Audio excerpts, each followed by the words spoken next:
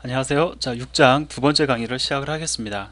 자, 이번 시간 강의는 제가 조금 여유를 부리면서 설명을 드리도록 하겠습니다. 왜냐하면은 이 내용이 조금 어렵습니다. 어렵다는 얘기가 뭐냐면 저한테 어려워요.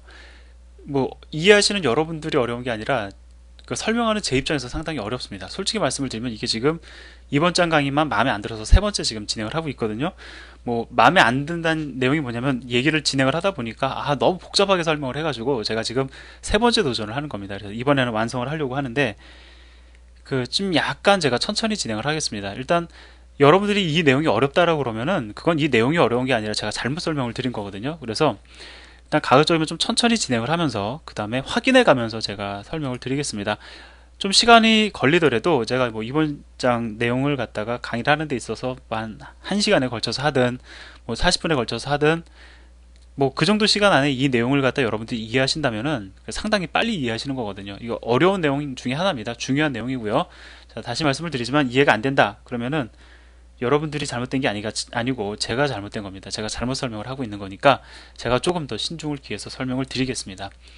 자, 이번 시간에도 제가 그 커널 오브젝트와 핸들에 관련해서 그 지난 시간에 했던 내용에서 부족한 부분을 갖다 채워서 완벽하게 설명을 드릴 건데 이 한 페이지를 통해서 모든 걸 다 설명을 할 거예요. 그 책 분량으로 따지면 뭐 한 20페이지 정도 될 것 같은데 그 정도 되는 내용을 갖다가 제가 이 프레젠테이션 자료 하나를 통해서 설명을 드리려고 합니다. 그렇기 때문에 뭐 제가 성의가 없는 게 아니고 그렇게 설명을 드려야지만 여러분들도 좋고 저도 좋아요. 그 책에서는 제가 이런 식으로 설명을 드리고 있죠. 점진적으로 여러분들이 진행을 하면서 결론에 도달할 수 있도록 제가 도와드리는데 우리가 이 온라인상에서 이렇게 진행을 해버리면은 저는 오히려 편합니다. 그냥 하나씩 하나씩 설명을 드리면 되니까. 근데 여러분들이 전체적인 그림을 잡는 데는 오히려 방해가 되기 때문에 좀 힘들더라도 제가 한 페이지를 통해서 모든 설명드리고자 하는 내용을 다 설명을 드릴 거예요. 자, 그렇기 때문에 프레젠테이션 자료는 그냥 도움이고요. 제가 여기서 부가적으로 설명을 드리는 거, 진행하는 거, 그 모든 내용들을 여러분들이 관심을 가지고 보셔야 됩니다. 자, 그러면 한번 이제 시작을 해보도록 하죠.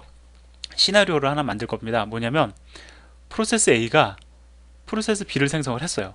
뭐 물론 프로세스 A도 누군가에 의해서 생성이 되겠죠. 자, 그러자 프로세스 B는 뭐를 생성을 하냐면 파일을 생성을 합니다.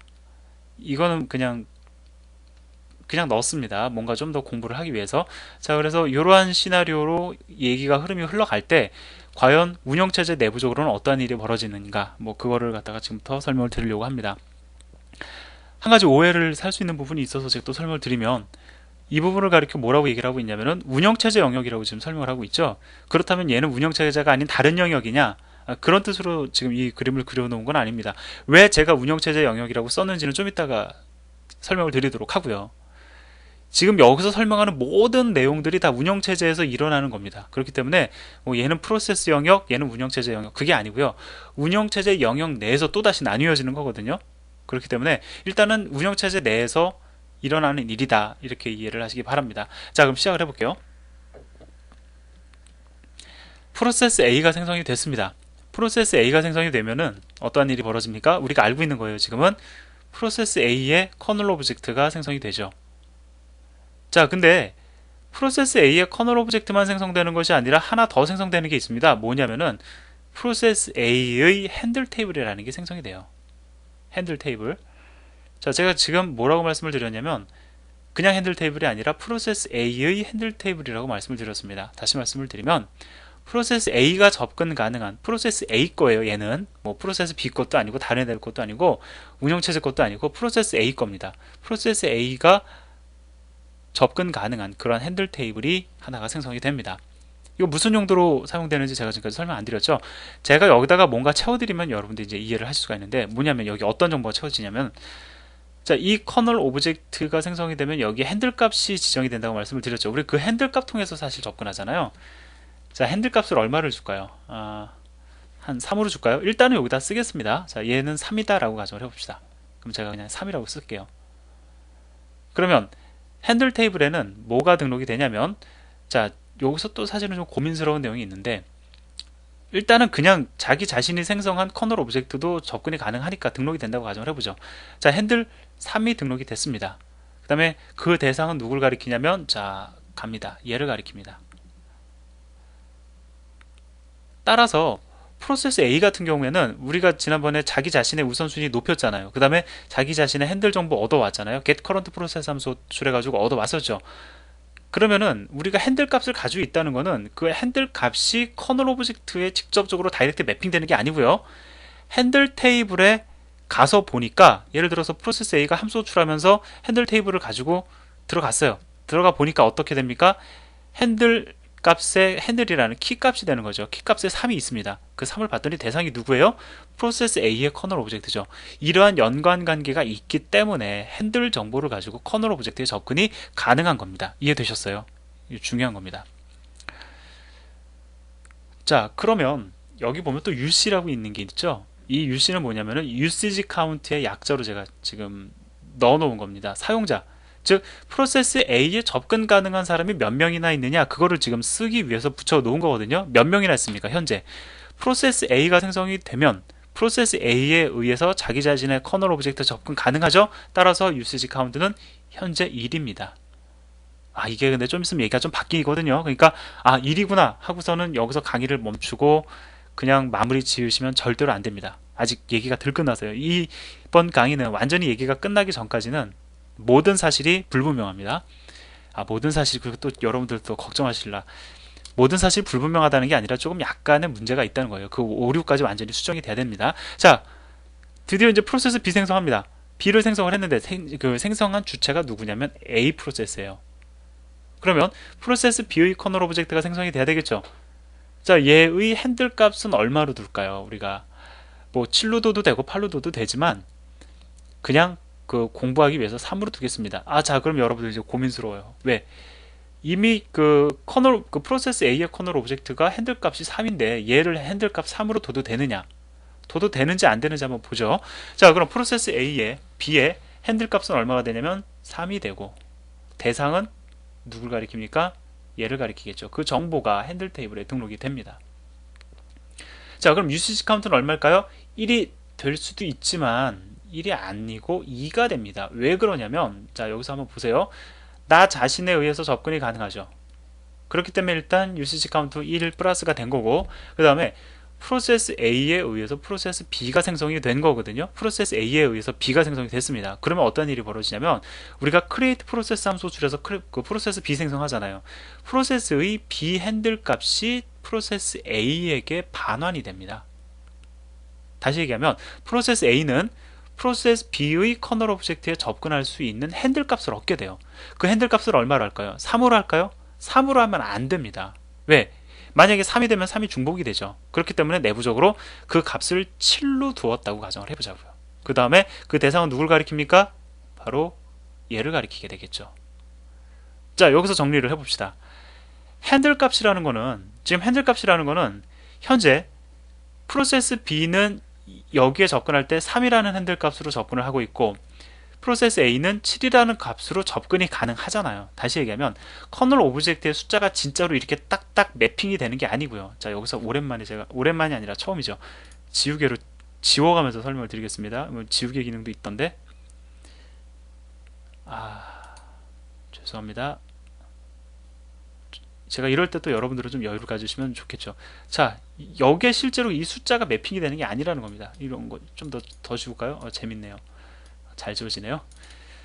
자, 실제 그 핸들 값이라는 거는 프로세스 A 영역에서만 의미를 지니는 거고, 프로세스 B 영역에서만 의미를 지닌다는 겁니다. 그 부분이 이해가 되시죠? 즉, 지금 또 바꿔야죠. 프로세스 A 입장에서 A 핸들 테이블에 등록된, 즉 프로세스 A가 핸들 값을 참조해서 대상을 찾기 위해서 필요한 게 핸들 값이지, 실제 커널 오브젝트에 3이라는 값이 매핑이 돼 있어서 모든 프로세스에게 나에게 접근하려면 3으로 접근을 해라 라고 해서 알려주는 게 아니라는 겁니다. 즉 핸들 값은 누구의 종속적이에요? 바로 프로세스의 종속적인 겁니다. 이제 이 부분이 이해가 되시죠? 즉 핸들 값이 프로세스의 종속적이라는 얘기는 핸들 테이블도 프로세스의 종속적이라는 거죠. 여기에도 3이 있고 여기에도 3이 있지만 각각의 3은 프로세스의 종속적이어서 각 프로세스가 의미하는 바가 다르다는 겁니다. 얘는 3이지만 B를 의미하고 얘는 A를 의미하죠. 자, 그래서 얘는 현재 2가 되었습니다. 자, 2가 된 이유도 여러분들은 이해를 하실 수가 있죠. 아주 중요한 내용을 지금 제가 설명을 드렸는데, 자, 그러면 여기서 제가 이제 또 정리를 해보죠. 운영체제 입장에서 얘는 1일까요? 운영체제 입장에서가 아니라 프로세스 A 입장에서는 얘는 UCC 카운트가 당연히 1일까요? 얘도 1이 아니라 얘도 2입니다. 왜냐면 제가 이것도 5장을 설명을 드리면서 간단하게 언급을 했는데, 프로세스 A를 실행을 시킬 때 여러분들은 어떻게 실행을 시키시겠습니까? 둘 중에 하나죠. 뭐 바탕화면이나 탐색기 통해 가지고 더블 클릭해서 실행을 시키실 거고, 또 하나는 뭘로 또 실행을 시킬 수가 있습니까? 뭐 저기 도스 커맨드 명령 프롬프트 상에서 실행을 시키실 수가 있잖아요. 그러면 얘네들이 부모 프로세스예요. 실제로 얘네들이, 즉 여러분들이 더블 클릭을 할 때 썼던 프로그램을 실행하기 위해서 생성했던 프로세스에게 여러분들이 생성한 그 프로세스의 핸들 값이 넘어갑니다. 즉 프로세스 A도 부모 프로세스이긴 하지만 다른 프로세스에 의해서 실행됐기 때문에 얘도 자식 프로세스가 되는 거죠. 즉 얘도 그 값이 2가 된다는 겁니다. UCC 카운트가 2가 되는 거예요. 자, 그러면 왜 UCC 카운트가 2가 되는지를 여러분들이 설명해 드렸는데, 그러면 이제 또 여러분들 모든 그런 리소스들은 UCC 카운트가 2가 되느냐? 물론 그건 아닙니다. 자, 파일을 하나 생성을 했어요. 이 파일에 커널 오브젝트가 생성이 되죠. 자, 여기에 그러면 그 이제 정보가 등록이 돼야 됩니다. 얼마로 등록을 하면 좋을까요? 핸들 값을 4로 두겠습니다. 자, 이 대상은 파일을 가리켜요. 자, 이렇게 가리킵니다. 그러면 이 경우에는 1입니까? 2입니까? 이 경우에는 1이에요. 왜냐하면 다른 영역 아무리 찾아봐도 이 파일에 접근 가능한 애는 프로세스 B밖에 없기 때문에 그렇습니다. 지금까지 프로세스 B는 누구누구 접근 가능했어요? 프로세스 B도 접근 가능하지만 프로세스 A도 접근 가능하기 때문에, 물론 이 핸들 값이 어떻게 반환되는지는 아직 확인 안 했습니다. 그거 예제 통해서 볼 거예요. 그렇기 때문에 UCC 카운트가 2가 됐지만 파일 같은 리소스 같은 경우는 실제로 생성한 프로세스만 접근 가능하기 때문에 얘 같은 경우는 실제로 1이 됩니다. 자, 결론을 내려보면 프로세스는 그 UCC 카운트가 2가 되고 파일 커널 오브젝트와 같은 그 이외의 리소스들은 대부분 1이 됩니다. 2가 되는 게 하나가 더 있어요. 스레드가 있는데 그건 또 그때 가서 설명을 드리도록 하죠. 자, 그러면 제가 이제 여기서 한 가지 설명을 안 한 내용이 있는데, 뭐냐면 과연 UCC 카운트는 왜 두느냐, 이거를 제가 또 이제 설명을 드려야 되거든요. 자, 화면 한번 정리하겠습니다.